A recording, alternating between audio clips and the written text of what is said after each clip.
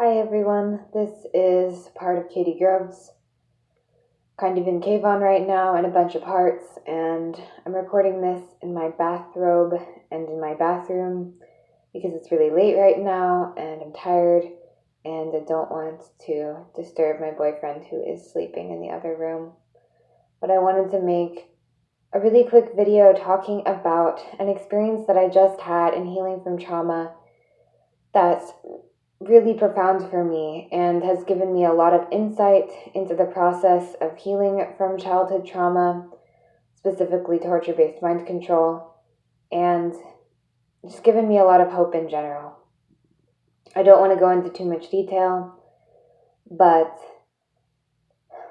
a piece of a memory that I think is connected to another memory that I have been having flashbacks around for a long time.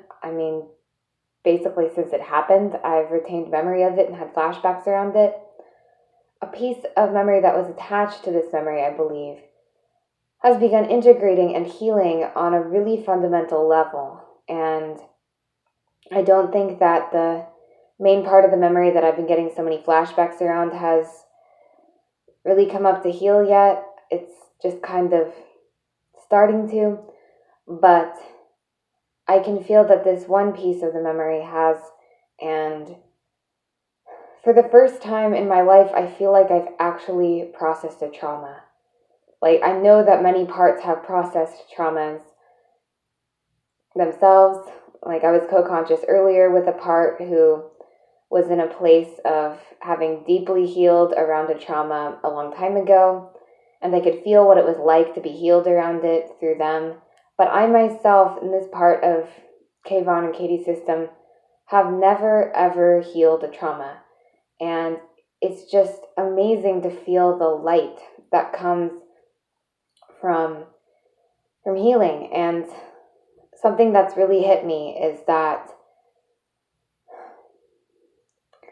there's this principle that parts of our system have really grabbed onto about spiritual transformation and how the degree to which a person can experience spirituality is proportional to the degree to which they've suffered. That there's this unconscious innocence that people who haven't suffered deeply can have, but it's not the same thing as the kind of enlightenment that can come out of deep suffering, transformed into joy, into light and love, and really any aspect of spirituality that you want to talk about. It's all mixed up into one thing for us: love, peace, joy, unity, all of it. And it seems like the more we've suffered and then the more we transform that suffering, the more we get to experience those things. And so when this trauma healed, it wasn't just that the trauma went away. It didn't go away at all. Instead was this brilliant light. I can feel that it's nowhere near as bright, though, as it would be if I recovered the whole memory, all the pieces of it, especially the one that has flashed back so much for us over the years. But it's already so bright, and it's just given me so much hope thinking about how much brighter my world is going to be when more of these traumas heal. This was just one piece from when we were 4, and it seems like an important piece, or at least a piece of an important memory, but I can feel that there's so much more here waiting for me to uncover. And one of the first things that comes to my mind is that I wish that it would just go faster. We suffer with tremendous anxiety, panic, virtually all the time. We have moments of peace, but for the most part, we're in a state of terror. And it's experiences like this in our system that enable us to see that we are making progress. Because once traumas actually heal, then the terror becomes that much less. We understand the panic to just be a result of unresolved trauma, parts we're disconnected from, just a disconnect, a lack of healing. We understand anxiety to not be a permanent condition, but just a byproduct of us not having healed fully yet. And that doesn't mean that we ever think that we're going to be able to fully heal. I don't know if any human being can, quote unquote, fully heal. But I think that one can achieve so much healing that they don't feel traumatized with a capital T anymore, and they don't feel panicked with a capital P anymore. And maybe they have bouts of anxiety, or perhaps always, a lingering anxiety, but not the kind of terror that I experience on a daily basis. So I think it's possible, and I think that because I'm doing this so young, it's going to be possible for me to achieve that kind of peace earlier in life than most trauma survivors who get, any healing at all ever will. And I certainly don't want any older survivors who are struggling to feel bad because I said that. It's something that I use to empower myself with. I don't mean to compare myself to people in a bad way that reflects badly on them. More, I remind myself constantly that I'm doing this so young, that I have a real chance at having the kind of peace I want for more than just a moment before it goes away. And I didn't intend to talk so much about myself in this video. I actually wanted to speak to other survivors directly and just say that if you are struggling, I hope that this video gives you some hope. And I hope that you remember that every piece of progress you make in healing trauma counts, and it can never actually be undone. I think one of the really big struggles that mind control victims like myself face is that when we're accessed and reprogrammed, it can feel like all the work we did to deprogram up to that point, or at least a lot of it, was undone. And even though it can really seem that way, in my experience, every step I take to deprogram myself counts and is not erased by any reprogramming in the future. Even if it's my own system, or even if it's a natural trauma that creates splitting in the system, something outside of mind control,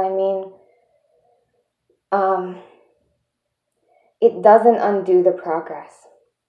I fought consistently as a child to deprogram myself and put myself back together. I had a major breakthrough at the age of 11 in which I almost completely healed a layer of my system. That was really, honestly, impressive that I'd been able to do that. Sorry if that wasn't grammatically correct. I'm sure you guys know what I'm saying. I did something rather impressive in deprogramming myself at 11 that was promptly largely reprogrammed by my abusers. I think starting the very next day, if not that night. But the thing is that I remembered just a flash, never left me, this flash of the deprogramming that I did. And I've since recovered more around it. But this flash kept coming up for me over and over, even after the reprogramming, all of the years of reprogramming that I endured after that.